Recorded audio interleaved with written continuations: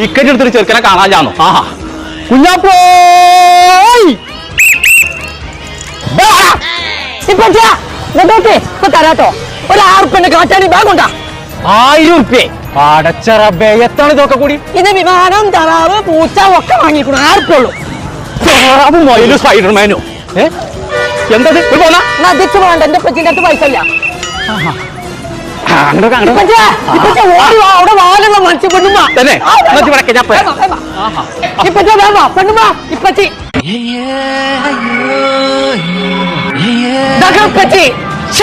എന്തേ അവിടത്തെ മറച്ചില്ലാതും അവിടൊക്കെ മറച്ചല്ലോ. എവിടെ മറച്ചു ചിലപ്പോ നോക്കി കഥ അല്ലോ പച്ചി അമീബല്ലേ തിമീകനാണ് കടിച്ചു വെച്ചിട്ട് പോയെ.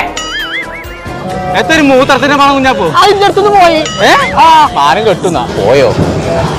പിന്നെ